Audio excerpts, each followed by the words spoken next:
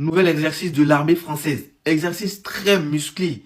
En plus, au milieu d'une population, en plein village, en plein cœur d'un village. Ils ont pété un câble.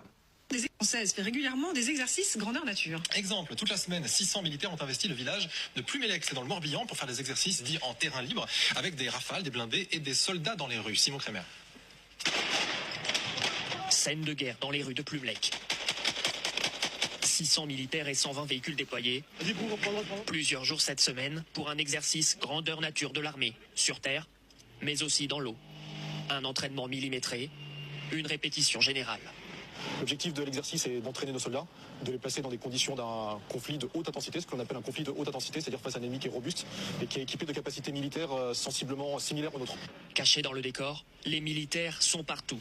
Une présence surprenante pour les habitants. Je m'attendais pas du tout à ça. Clairement, je pensais que les militaires seraient dans les champs et qu'on les verrait pas forcément dans le bourg. Et puis ce matin, on les voit aux quatre coins des rues. Donc c'est un petit côté inquiétant sur le moment. Enfin, ça fait un petit peu anxiogène, mais après, on se dit qu'il faut qu'ils s'entraînent. Les militaires sont là et pour nous protéger, pour nous aider, pour faire le maximum.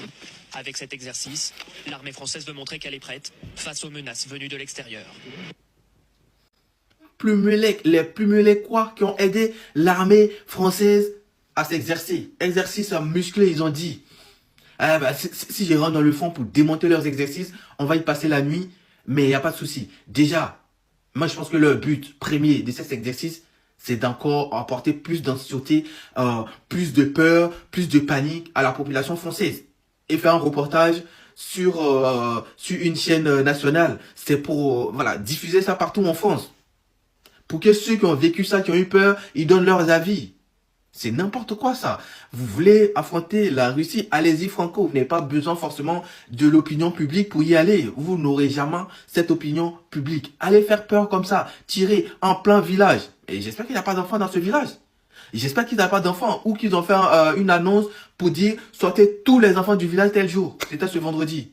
C'est une dinguerie. C'est n'importe quoi. Et quand on parle maintenant de l'exercice en soi-même, je vais juste parler du drone. Parce que se cacher derrière leur chat et tout là, se suivre comme ça, de façon très très lente. D'accord. Vous avez pris en compte les drones maintenant ou vous n'avez pas vu ce qui se passe en Ukraine? La nouvelle façon de faire la guerre, les gars, c'est avec les drones. Cachez derrière vos chars blindés, le drone, il vous prend du travers et puis il vous écrase, vous tous. Vous tous. Et vous avez vu, en Ukraine, c'est comme ça les batailles en pleine ville, c'est comme ça se passe. C'est comme ça, on marche tranquille, de façon lente dans la ville. Allez-y en Ukraine. Faites un stage en Ukraine. Vous allez comprendre que ce que vous êtes en train de faire, c'est juste pour effrayer les gens dans le village. Et puis, il n'y a pas un autre objectif derrière. En tout cas, s'il y a un objectif derrière, c'est un échec total. On fait plus la guerre comme ça. Pas de drone, j'ai pas vu un seul drone.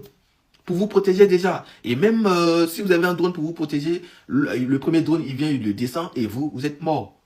C'est pas comme ça on fait la guerre maintenant, les gars. Restez, mettez-vous à jour.